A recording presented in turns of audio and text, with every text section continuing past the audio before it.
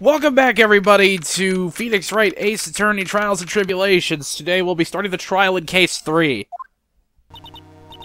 Oh, I see. I guess I should have expected this. Nobody saw the other guy, huh? But he was there when I took the coffee over, sir! Scout's honor! Maggie! Detective Gumshoe! Are you doing alright? How you feeling? As if you need to ask either question, sir! Don't let him get you down, Maggie, and don't forget to eat well, okay? Roger! And you! Yes? You better square this case away, got it, pal? Maggie's innocent, you hear? If you screw up, then I'll be doing some squaring away myself! Squaring away some paperwork for your arrest! I think he's serious. Hey, detective, you're on our side for once, right? Yep.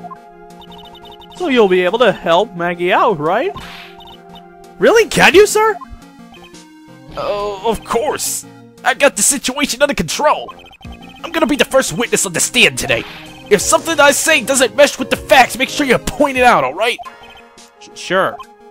Okay, we're forming a united front today, pal. You get me? I can't tell you how grateful I am, sir. I've always admired you so much, detective. I know I can count on you. Looks like it should all go pretty smoothly today, huh? I can only wish. Because you got Godot over on the other side of the fucking courtroom. Goes anything but smooth. Court is now in session for the trial of Maggie Bird. The defense is ready, Your Honor.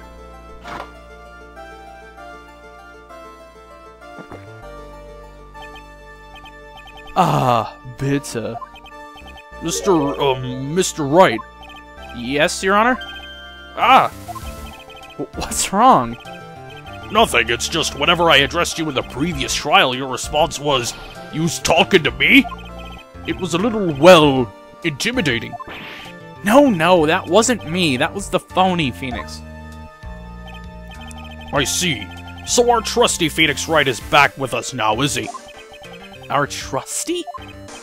So, Mr. Godot, your opening statement, please.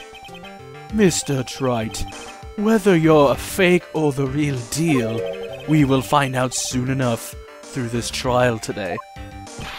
But I can already tell you, I'm the real Phoenix Wright. I wasn't questioning whether you were Phoenix Wright or not. I was questioning whether you had studied law or not. That's what I intend to find out.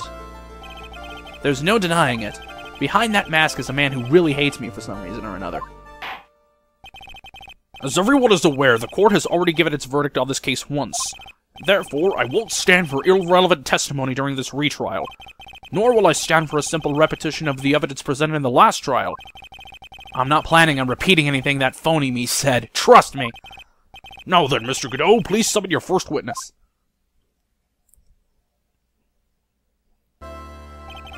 Let's start with the formalities, shall we?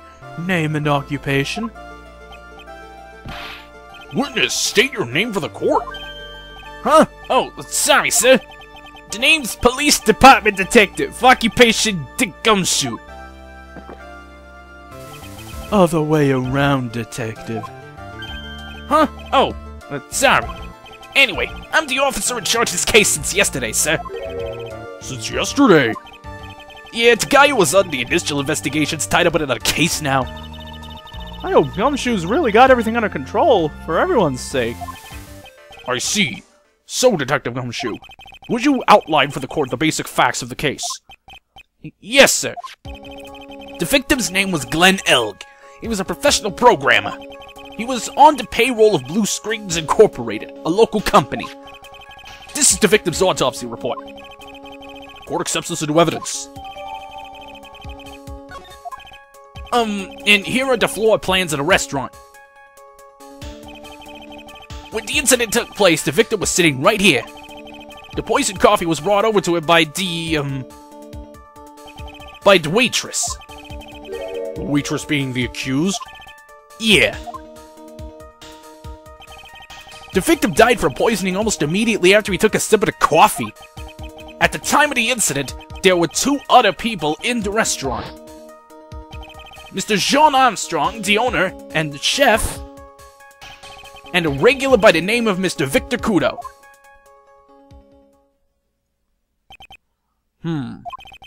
It still seems to be a very straightforward case to me.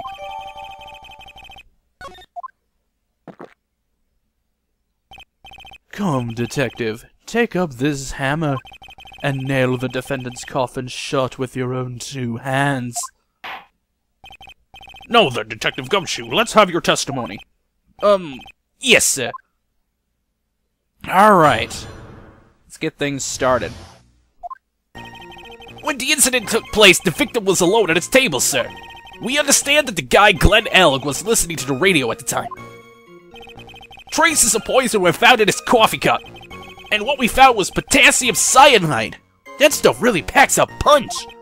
And, it looks like Miss Bird might have had, well, some kind of a motive.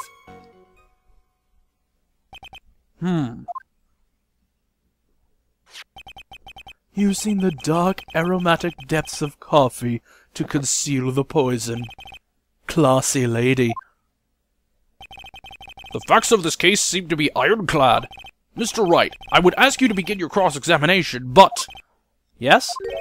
Please, no intimidation tricks this time around, is that understood? I already told you that wasn't me! Identity crisis. Hold it! Can I stop you for just a minute? Huh? What is it? Did I say something that contradicts the evidence? He's so desperate for that to be true, he's practically crying. Your testimony just now doesn't match the testimony given by Miss Bird. She claims that there was another man at the victim's table. Yeah, that's what she said, and What killer wouldn't say that when faced with a homicide conviction? Hey! Sadly, her testimony isn't supported by the owner or the other customer. Isn't that right, Detective Gumshoe? Yeah, it's true. Their 2 testimonies tie up on that. They both said there was no other guy at the table. What should I do? Should I press on this point a little harder or not? Well, maybe the other witnesses just missed him. Perhaps their view of the victim's table was obscured in some way. Huh. That argument is as weak as the coffee at Tribulations, right? I have here in my possession a ticket. A ticket? Looks more like a photo to me. Yes, a one-way ticket to Guiltyville. Population the defendant. This is a photograph taken near the entrance to the kitchen. This is the scene as witnessed by the chef moments after the poisoning took place, correct? I think the court will agree that with such a clear view of the scene of the crime... How, Mr. Wright, could anyone have overlooked a second person at that table?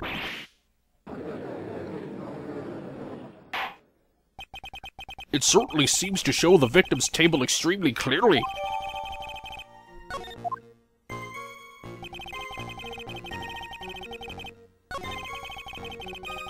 Hold it! So, traces of the poison were found in the coffee cup and nowhere else? Not sure I get you, pal. Was the poison a liquid, or was it a powder? If I had to put it in layman's terms, I'd say it was a powdery substance. So the poison could have been in anything that was on the table. Sugar, salt, pepper... Objection. Huh. Do you put salt and pepper in your coffee, Wright? The victim took his coffee black with no sugar. It seems that the poison could have only been in the coffee. Alright, let's press this harder. Are you absolutely certain that the victim even drank any of this coffee? Huh? What do you mean? According to this file, the poison was found in the victim's coffee cup. But what proof is there that the victim ever drank any of it? Oh, hey, you're right! It's what I was thinking. In case you were wondering, that last objection was for the detective there. Huh? For me? Oh, hey, you're right. You may be fooling the court, but I'm not falling for it. If you have the time to waste, you have the time to present that piece of evidence. That piece, sir? Yes, that piece. What piece was it again?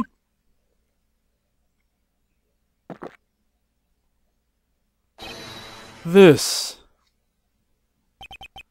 Should I be grateful that this coffee's only hot enough to give me first-degree burns? Oh, now I remember. This is the, victim's coffee cup. Yes, the victim's cup. Take a good look at the rim.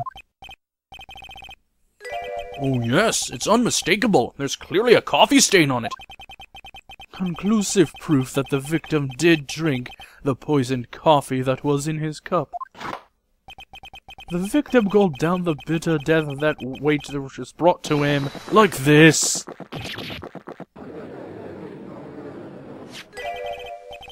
For the record, the only prints in the cup were the victims and the defendants. Upon further investigation in this cup, we found a certain chemical substance.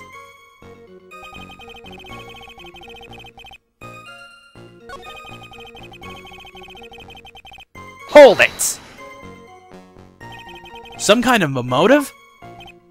Yeah, but if you ask me, it's been blown way out of proportion. Objection! You know what my golden rule is, detective. Chuck out a bad cup of coffee.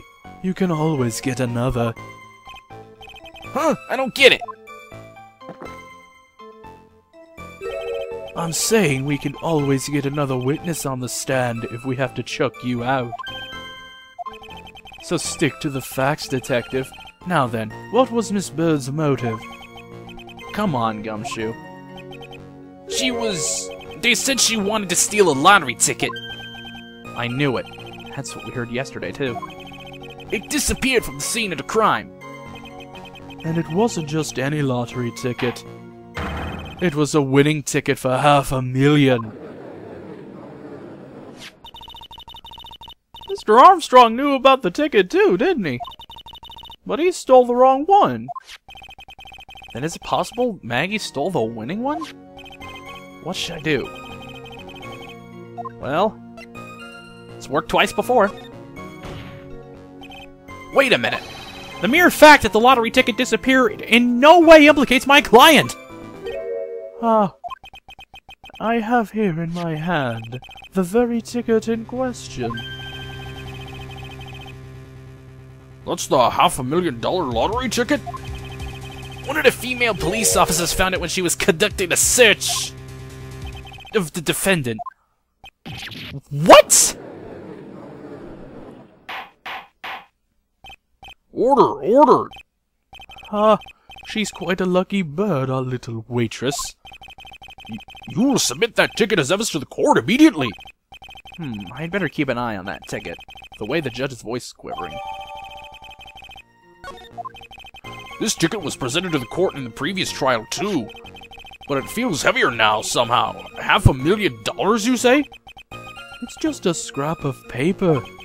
What matters is where it was found, Your Honor. I bet he wants to say it was found on Maggie's person. That's enough. The facts of this case seem overwhelmingly clear to me. The defendant had ample opportunity to commit the crime of which she is charged. Furthermore, it seems beyond reasonable doubt that she did indeed commit this crime. I like an old man who knows the score. There is also the matter of the $500,000 lottery ticket. That alone provides a very credible motive. I mean, for that sum of money, even I might be tempted to bend the rules. I don't mind an old man who is weak to the siren call of money. Not good, Nick. The evidence against Maggie is starting to pile up fast. Yeah, that's because the court has ruled guilty once already. I'd say it's about time to wrap up this repeat performance with one final, decisive piece of evidence. He's got more evidence against Maggie? This is the apron the delightful Miss Bird was wearing at the time. Whoa, that's not the cleanest apron I've seen. That stain looks like It can't be blood, can it? Huh. It seems the star of our play was a little flustered. And somehow spilled coffee on herself. The coffee? That's not exactly the first thing that caught my eye. Of course, the coffee stain isn't the most interesting thing about this apron. No, there's something else that stands out even more. Something else? I presume you mean... Of course, I'm referring to the pocket. Pocket? A search carried out right after the incident uncovered this. Potassium cyanide. The very poison used by the killer was in her apron pocket. A bottle of poison in Maggie's pocket? Yeah, and Maggie's prints were the only ones on it. What?! Order, order, order! The court will accept these items into evidence! There's something still bothering me, Mr. Godot. Why have you not explained the blood stain to the court? Blood stain? What blood stain would that be? Don't play games, prosecutor! The blood-colored stain that's smeared all over the apron! That's ridiculous. No one told me anything about a blood stain. You don't need to be told, just look at it. Well, detective? Could this stain really be blood? No way, sir. It's just ketchup, sir. Ketchup? She must have gotten some on her apron while taking some of their breakfast that day. You could have spoken up a little sooner, Detective Gumshoe. Pull a stunt like that again, and I'll have you drink 17 cups of ketchup, witness. I thought everyone knew what it was already. I haven't seen anything yet to make me doubt the last verdict I ruled on this case. The motive, the opportunity, and the supporting evidence, they have all been clearly established. Well, Wright, it seems you really are a phony after all. You really know how to drive a man nuts. Witness, please continue with your testimony. Describe for the court the crime scene and the findings of your investigation there. Alright. The crime was reported at 2:25 p.m. by a kinda scary old man, sir. Poor Maggie had passed out from the shock. It must have been real tough for her. The victim didn't have any identification on him, but we figured out who he was pretty quick, and then the investigation went smoothly. When Maggie was searched, we found the lottery ticket and the bottle of poison. And that was it. There was nothing else missing from the crime scene. You identified the victim and secured your prime suspect. Very good. Last chance to convince the court you're a real lawyer, Wright. Don't count on any more cross-examinations after this one. So let the fun begin. Let the fun begin indeed.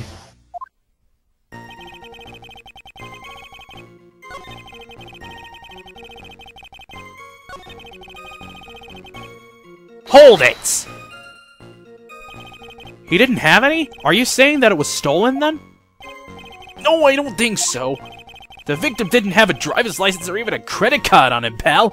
All he had was 58 cents in his wallet. 58 cents? Yeah, I can't believe I found someone with less in their wallet than me, pal. The victim sounds like he was a thoroughly miserable young man. Or some kind of outlaw. Why not give him a bit of an edge? I think I'm on to something here. Hold it! Wait a sec. Huh? Did I say something dumb again? Let me paraphrase what you just testified to this court. The victim didn't have any form of ID on him. That's basically what you said, yes? Yeah, basically. In that case, how are you able to identify the victim so quickly? Oh, that.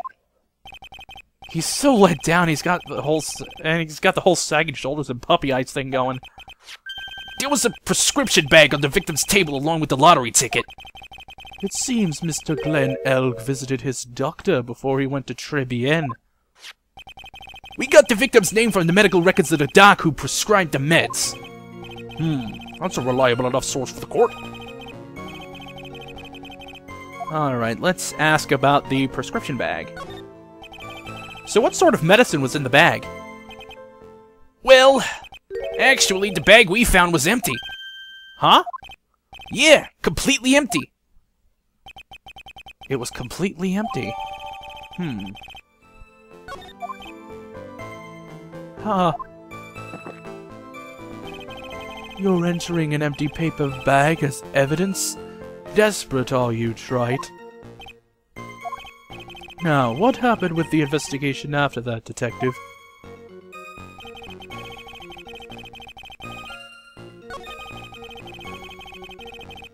So if there was nothing missing from the crime scene, how come you did not find whatever the hell was in this bag?